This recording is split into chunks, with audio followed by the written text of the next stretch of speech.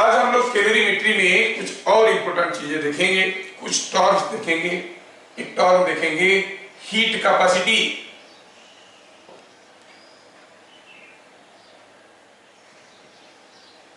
ठीक है, कोई सिंबल नहीं देता हूं, सिंबल में कंफ्यूजन होते हैं। The amount of heat required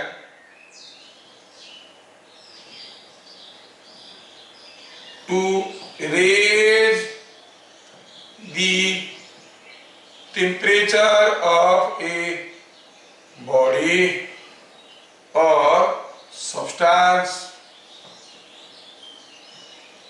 by 1 degree centigrade is called its heat capacity.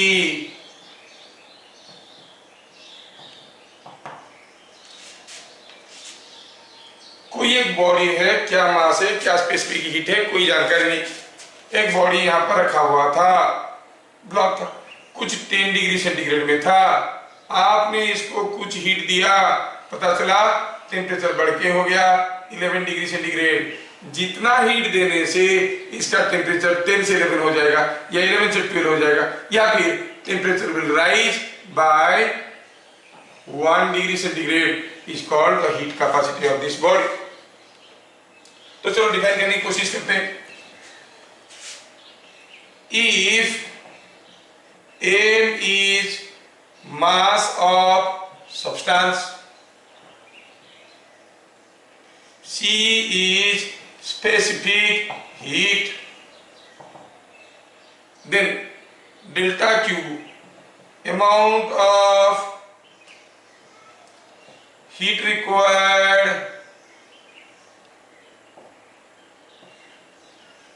to raise the temperature by 1 degree centigrade is equal to mc delta theta. Delta theta कितना है? 1 degree centigrade. हाँ, तो कितना हो गया? It is m into c. So heat capacity is the unit, it is the product of mass and specific heat.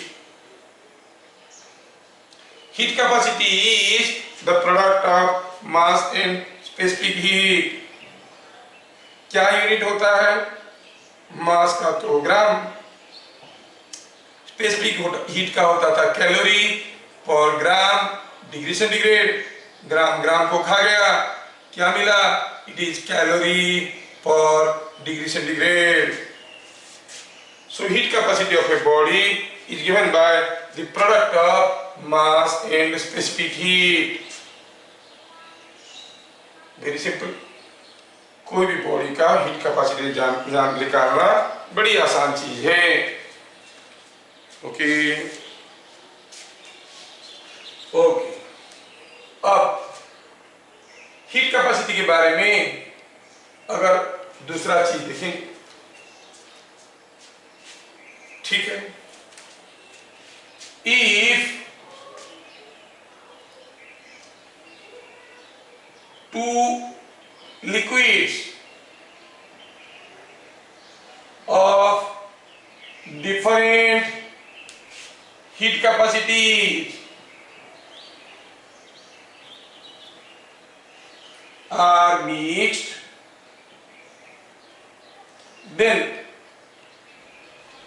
the total heat capacity is given by Hc, heat capacity total is equal to Hc for the first liquid, Hc for the second liquid। दोनों liquid का heat capacity को निकालो और जोड़ दो।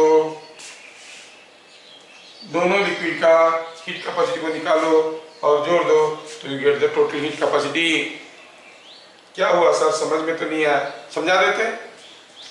Suppose ये M1 मास का कोई एक लिक्विड है, इसका स्पेसिफिक हीट C1 है। ये M2 मास का कोई लिक्विड है, कैपेसिटी C2 है।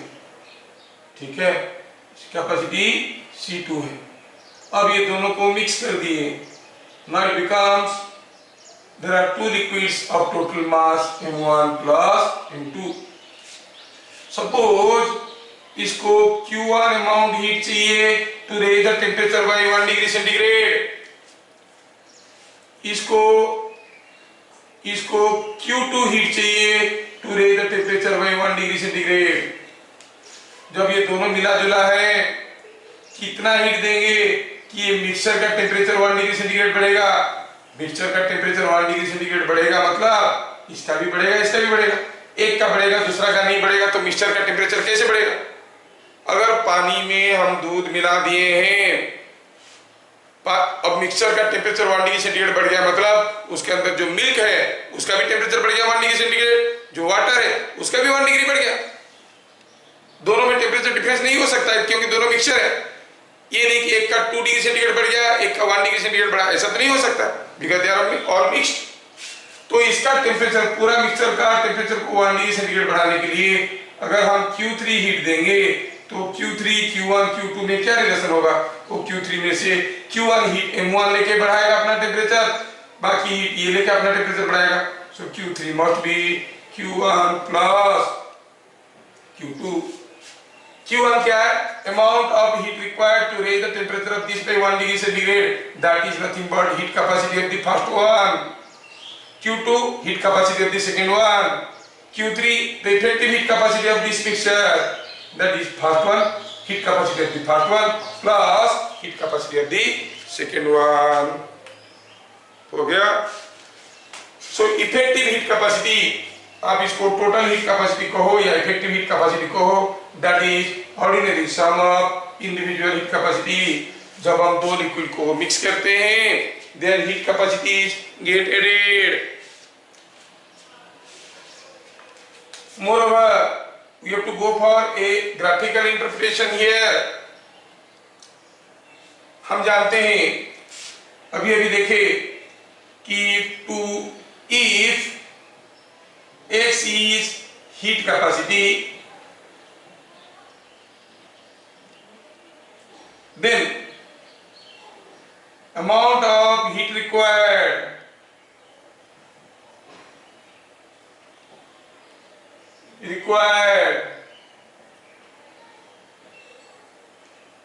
amount of heat required to raise temperature by delta theta is delta Q is equal to x delta theta। x का वैल्यू क्या है? mc।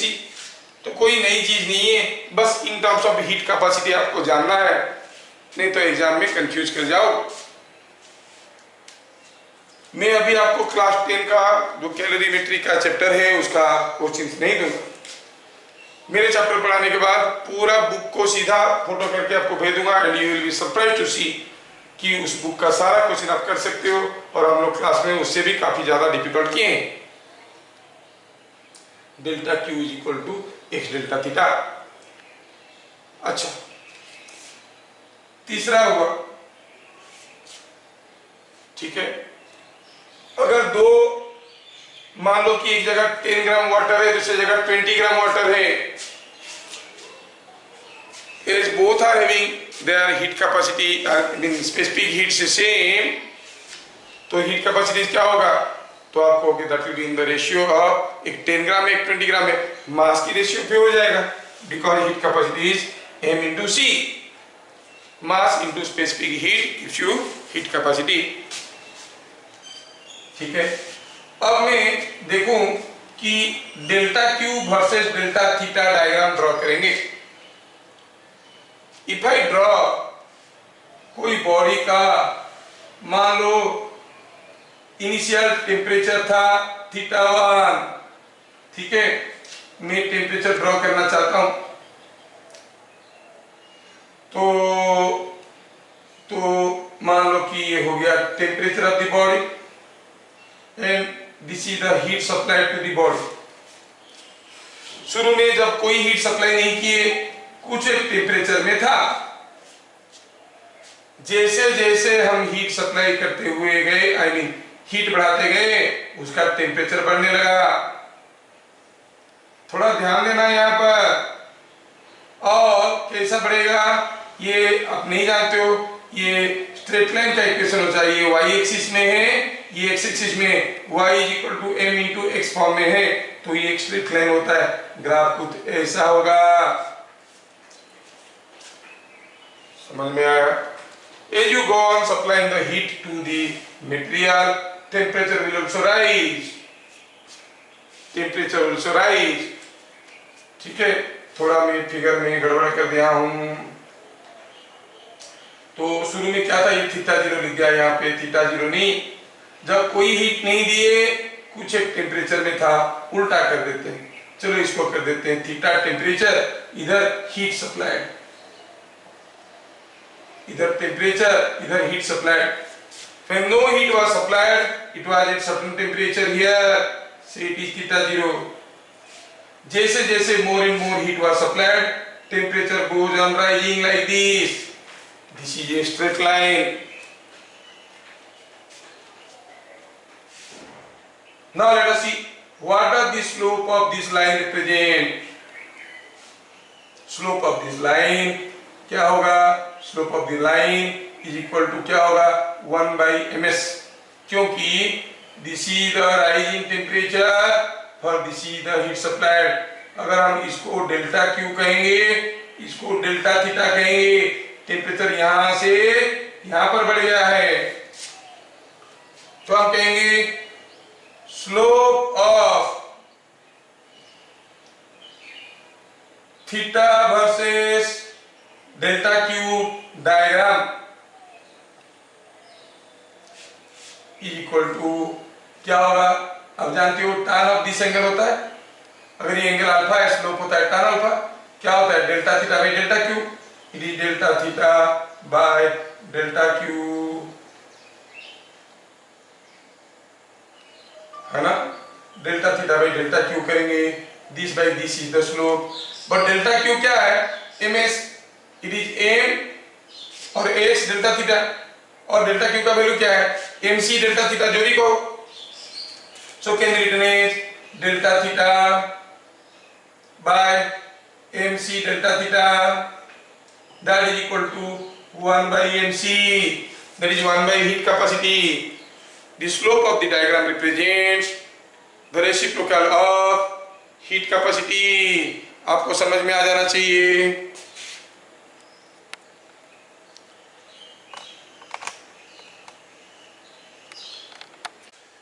पॉइंट नंबर, ये वाला पॉइंट कुछ लोगों को समझ में नहीं आया, दोबारा समझाते हैं। अगर ये बिट नंबर 2 था, ठीक है, बिट नंबर 2 था, अगर कोई एक लिक्विड है मास m1 का, इसका हीट कैपेसिटी H1 है, m2 है मास लिक्विड का है, हीट कैपेसिटी H2 है, दोनों को मिला दिए, मास हो गया m1 plus m2, heat capacity क्या होगा जानना चाहते हैं। ये मास का, ये जो लिक्विड है या सॉलिड है, जो भी है, उसका टेम्परेचर को 1 डिग्री सेंटीग्रेड बढ़ाना चाहिए। क्या हीट चाहिए? Hc1, बिकॉज इसका डेफिनेशन ही वही है, the amount of heat required to raise the temperature of a substance by 1 degree centigrade is called heat capacity. तो इसका टेम्परेचर को 1 डिग्री सेंटीग्रेड बढ़ाने के लिए जो हीट चाहिए वो ये है, इसका टेम्परेचर को 1 डिग्री सेंटीग्रेड बढ़ाने के लिए जो हीट चाहिए वो ये है, ठीक है।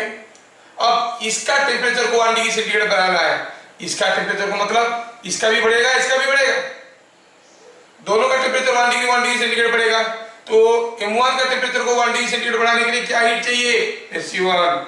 m2 का टेम्परेचर को Hc2, दोनों मिला के टेम्परेचर बढ़ाएंगे, कितना हीट चाहिए? Hc1 plus Hc2।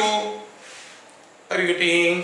तो आप कहोगे Hc equivalent for the mixture is Hc1 heat capacity of the first one, heat capacity of the second one. Hopefully you have understood. Beat number 3 कुछ लोगों को समझ में नहीं आया।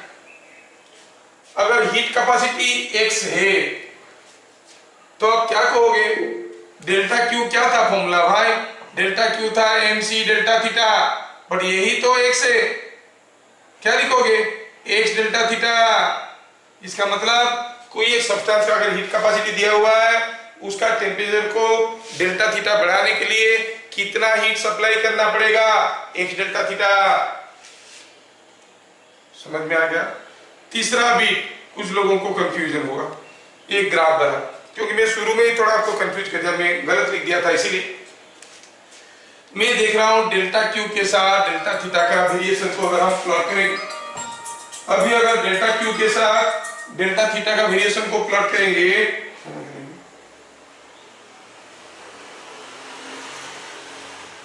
छोटा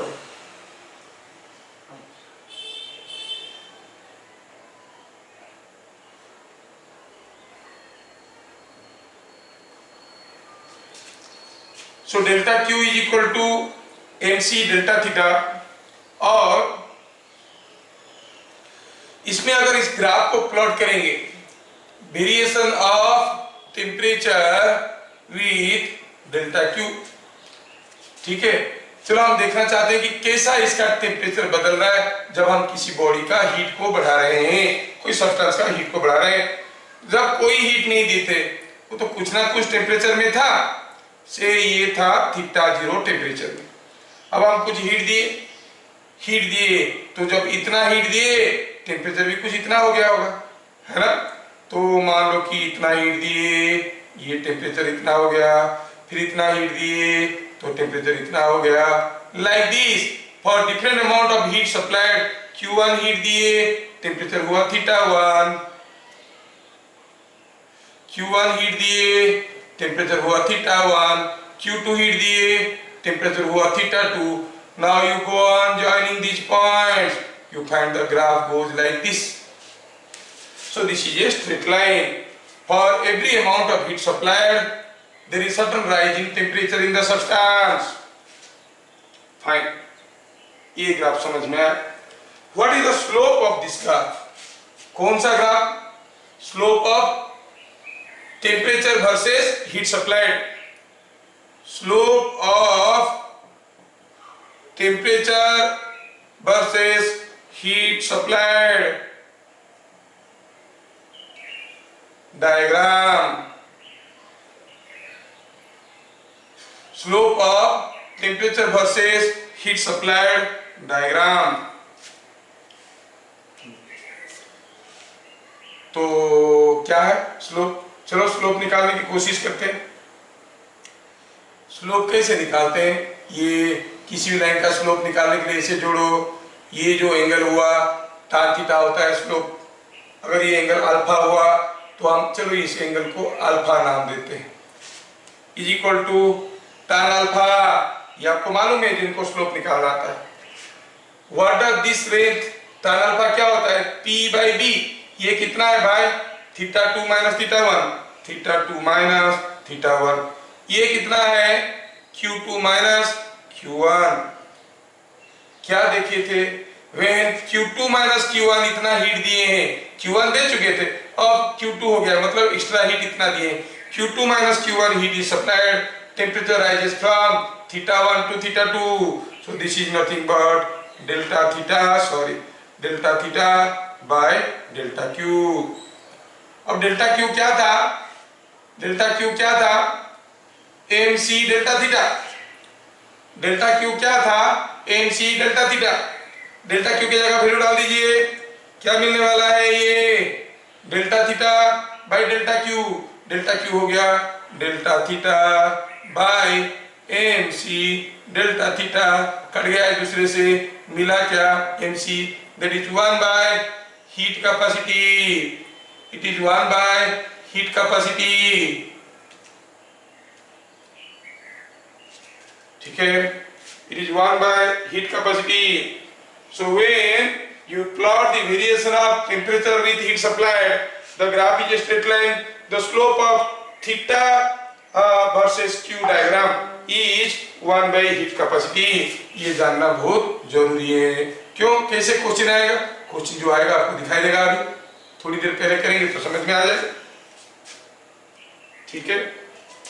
मतलब अगर अलग अलग सब्सटेंस के लिए हम डायग्राम ड्रॉ करेंगे, जिसका स्लोप ज्यादा होगा उसका हीट कैपेसिटी कम होगा। लेकिन ध्यान रखना कि y एक्सिस में है टेम्परेचर और x एक्सिस में है हीट सप्लाइड। ये चीज याद रखना। वाई एक्सिस में है टेम्परेचर एंड एक्स एक्सिस में है हीट सप्लाइड। सर समझ पा रही। तो शायद अभी सब when 200 calorie of heat was given to a metal block, its temperature rises by 2.5 degrees centigrade. Find heat capacity of the block. Block का हीट कैपेसिटी निकालो। कितना सिंपल है, ओहो कोई भी कर सकता है। वेरी गुड, करो। Question number 2,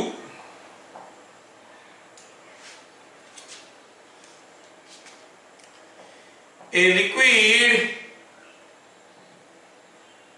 has specific heat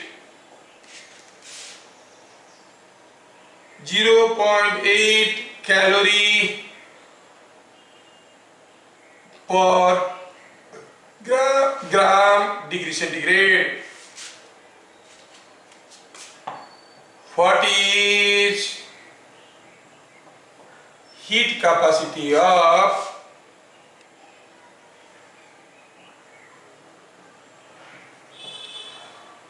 3 kg of such liquid?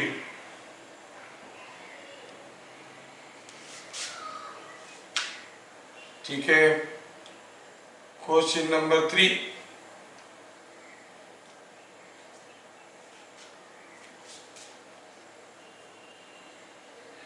when a glass of hot water cools down from 80 degree centigrade to 70 degree centigrade, it rejects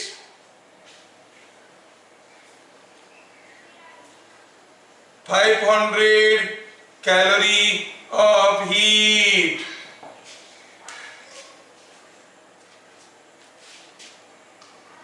What is heat capacity? What is heat capacity of water? Question number 4.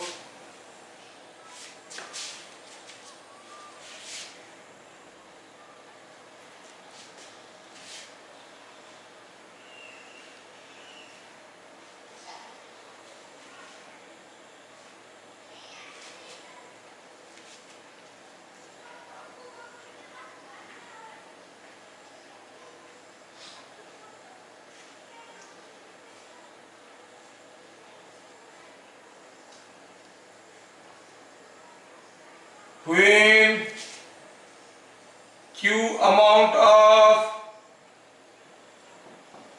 heat was given to a liquid sample,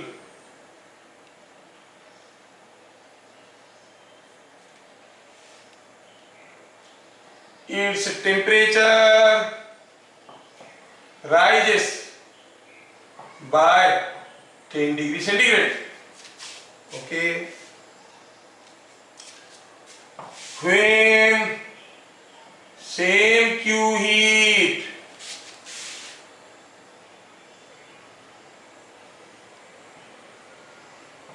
is supplied to another liquid sample,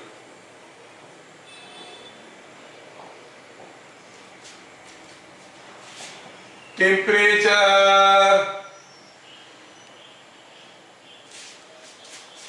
rises by 8 degree centigrade. अच्छा ठीक है। If the liquids are mixed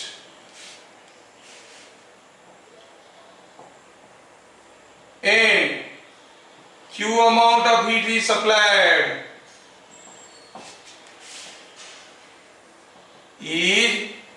supplied what will be rise in temperature?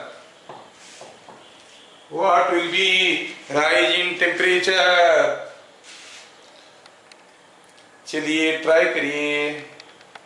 पहला question का solution यहां से start करते हैं और एक एक क्वेश्चन को जगह खाली करेंगे। सॉल्यूशन नंबर 1, हमें मालूम है कि delta Q is equal to heat capacity into delta theta, है कि नहीं? हीट कैपेसिटी मतलब एमसी, एम इंटू सी, तो इसको हम लोग हीट कैपेसिटी कर रहे हैं। और आप चाहो तो don't confuse, you right MC delta theta. और आपको क्या निकालना था? फाइंड द हीट कैपेसिटी, मतलब एमसी निकालना है। तो फिर एमसी कितना हो गया? Delta Q by delta theta. Delta Q by delta theta 200 calorie दिए, टेम्परेचर बढ़ गया 2.5, 200 बाय 2.5 कितना हो गया वैल्यू इसका? So it is coming out to be, थोड़ा मैं यहाँ पे लिखूंगा। सो MC is equal to delta Q by delta theta, that is 200 by 2.5, 10 और ये हो गया 24 into 20, 80 यूनिट देखना है। क्या? कैलोरी पर ग्राम। यूनिट गड़बड़ मत कर देना। So MC, the heat capacity is heat capacity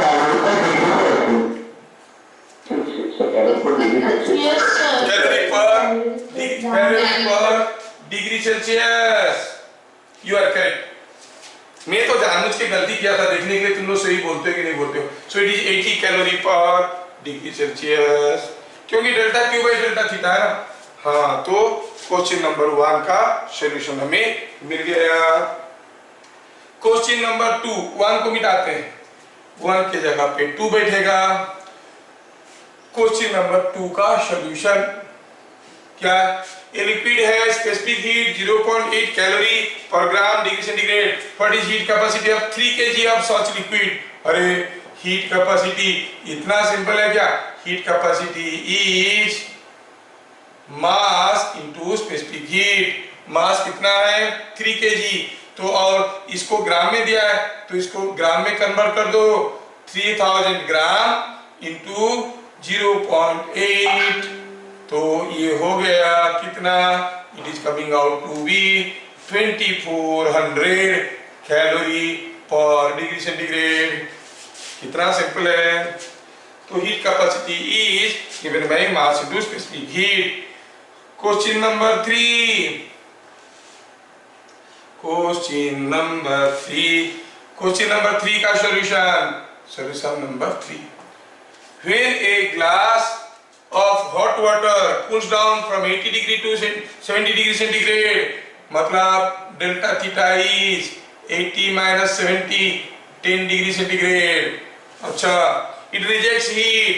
कितना हीट दिया? हीट दिया है 500 कैलोरी ऑफ हीट, रिजेक्टेड। तो 500 कैलोरी हीट निकाल दो, टेम्परेचर 10 डिग्री सेंटीग्रेड घट जाता है। 1 डिग्री सेंटीग्रेड चेंज करने के लिए क्या हीट की जरूरत है? तो हम कहेंगे heat capacity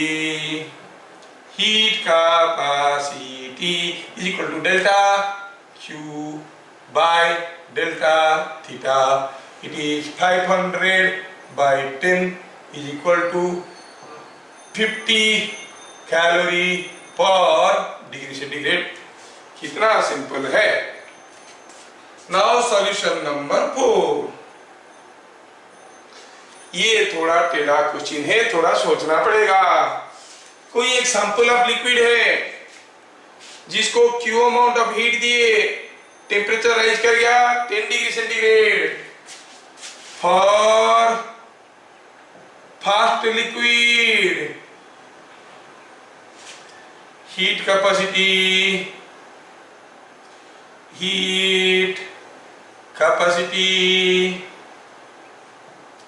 let us write it AC1 is equal to delta Q by delta theta। तो क्या हो गया, Q amount of heat, temperature Q amount of heat दिए हैं, टेम्परेचर 10 डिग्री सेंटीग्रेड राइज किया है। For second liquid AC2, for second liquid AC2 is Q by 8। ठीक है, ठीक है। Now both the liquids are mixed। When both the liquids are mixed, तो क्या लिखेंगे? Solution continues here। When both liquids are mixed,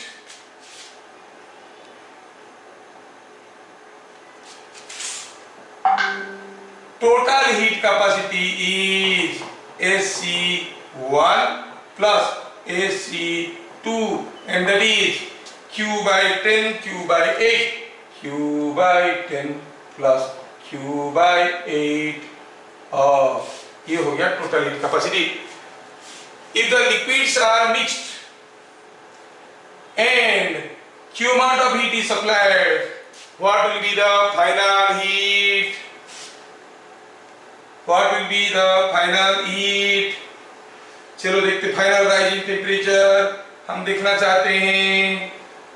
ठीक है, now अब Q कितना दिया है, सेम Q, डेल्टा थीटा कितना होगा वही निकालना है। हम जानते हैं HC total is equal to delta Q by delta theta, मतलब जो राइजिंग टेम्परेचर हम निकालना चाहते हैं that is delta Q by HC total, total heat capacity. Delta Q क्या था, same Q amount of heat दिया गया। टोटल हीट कैपेसिटी क्या है, Q by 10 plus Q by 8।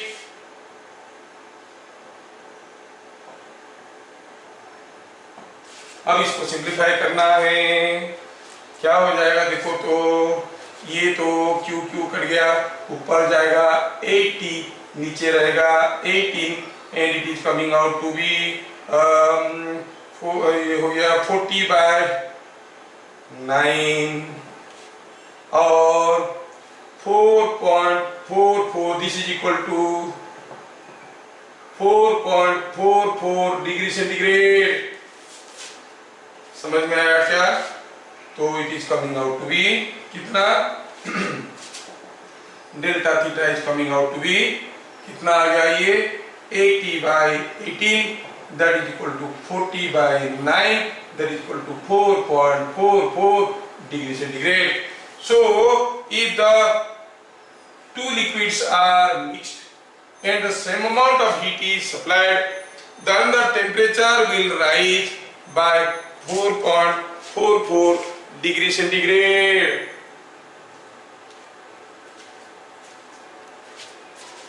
क्या आप लोगों को समझ में आ गया? When heat was supplied to two samples of liquid,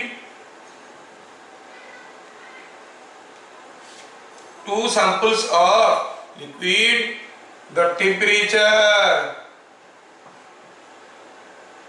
varies as shown.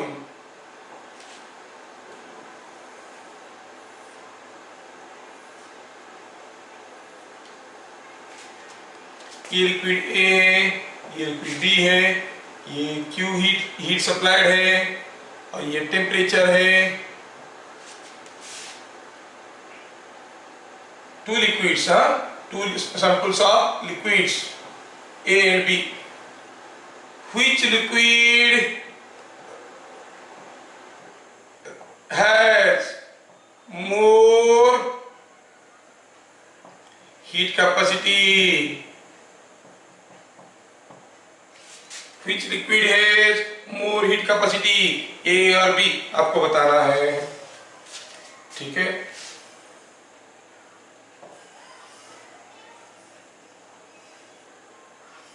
Question number 6।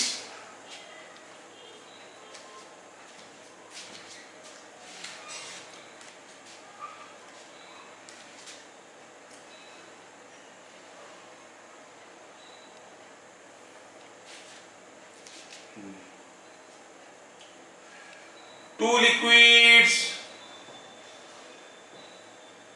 of masses M1 and M2 having specific heats C1 and C2 are mixed. What is effective specific heat of the mixture? Specific heat पूछा है, ठीक है। चलिए देखते हैं question number 5। Solution क्या कहता है? Slope is 1/mc। Here slope of A is more, है ना? That means MC 1/mc of A, 1/mc of A is more than 1/mc of B। मतलब MC of A is less than MC of B। तो A का heat capacity कम है, B का heat capacity ज्यादा है। कितना सिंपल है, लेकिन अभी अभी हम लोग डिस्कशन किए हैं बोल के सिंपल लगता है। ये क्वेश्चन सब मेडिकल एंट्रेंस में आ जाता है, डायरेक्ट क्वेश्चन, बच्चे चकरा जाते हैं ग्राफ देख के, ठीक है। Number 6, three liquids of masses M1 M2 having specific heat C1 C2 are mixed। हमें मालूम है कि टोटल हीट कैपेसिटी टोटल क्या है? Sum of the heat capacities AC for the first one, AC for the second one, that is equal to M1 C1 plus M2 C2, and that is equal to again M1 plus M2 into C equivalent for the mixture। Equivalent mixture का अगर specific heat C equivalent है, mixture का मास कितना है? M1 plus M2। तो मिल गया मुझे इसमें से इक्विवेलेंट स्पेसिफिक हीट कितना? M1 C1 plus M2 C2 by M1 plus M2। दो लिक्विड को मिक्स कर दो, इफेक्टिव स्पेसिफिक हीट क्या होगा? That is given by this formula, ठीक है। मेरे हिसाब से कोई डिफिकल्टी नहीं होना चाहिए।